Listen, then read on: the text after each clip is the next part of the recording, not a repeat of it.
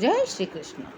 मैं संध्या शर्मा श्री कृष्ण कथा में आप सभी कृष्ण भक्तों का स्वागत करती हूँ।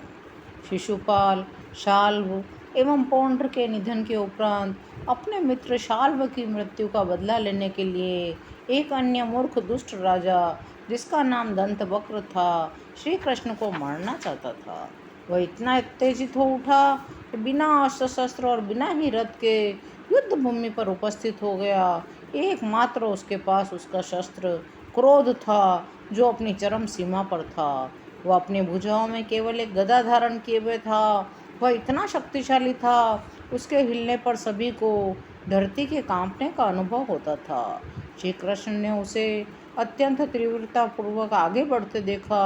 वे तत्काल ही रथ से उतर गए, क्योंकि सैन्य शिष्टाचार का यह सिद्धांत है, समान शक्ति वाले व्यक्तियों के बीच में ही युद्ध होना चाहिए। दंतवक्र अकेला आया है और केवल एक गदा से ही युक्त है। श्री कृष्ण भी रथ से उतर गए, स्वयं भी एक गदा लेकर आगे चले।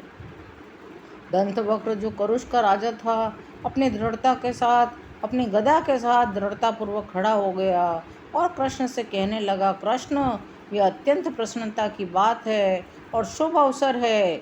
हम दोनों आमने सामने खड़े हैं। तुम मेरे सनातन चचेरे भाई हो। मुझे तुमको इस प्रकार नहीं मारना चाहिए, परंतु दुर्भाग्य से मेरे मित्र शाल्व को मारकर तुमने एक भयंकर भूल की है। तुम्हारी धृष्टता के कारण मुझे अपनी गदा से तुम्हारे टुकड़े टुकड़े करके मारना होगा।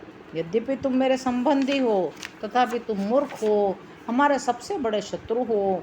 अतएव आज तुम्हें उसी तरह मारना होगा जिस तरह शल्य क्रिया के द्वारा व्यक्ति अपने फोड़े को काट कर अलग कर देता है। मैं अपने प्रिय मित्र शाल्व के प्रति ऋणी हूँ। तुम्हारा वध करने के बाद ही मैं अपने उस ऋण को उतार सकता हूँ। जिस प्रकार महावत हाथी को नियंत्रण में रखने के लिए उस पर अंकुश से वार करता है, उसी प्रकार दंतवक्र ने कठोर शब्द कहकर श्री कृष्ण को नियंत्रण में लाने का प्रयत्न किया। अपने दुर्वचनों के पश्चात उसने अपनी गदा से श्री कृष्ण के सिर पर वार किया। सिंह के समान गर्जना की।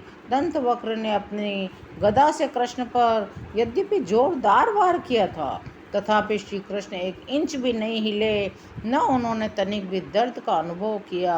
अपने कौमुदगी गदा उठाकर कुशलतापूर्वक घुमाकर श्री कृष्ण ने दंतवक्र के हृदय पर इतने भयंकर रूप से आक्रमण किया कि दंतवक्र की छाती दो टुकड़ों में बिखर गई। परिणाम स्वरूप दंतवक्र रक्त की उल्टी करने लगा।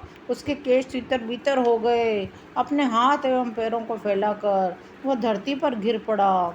कुछ ही मिनटों के उपरांत दंतवक्र का मृत शरीर मात्र रह गया।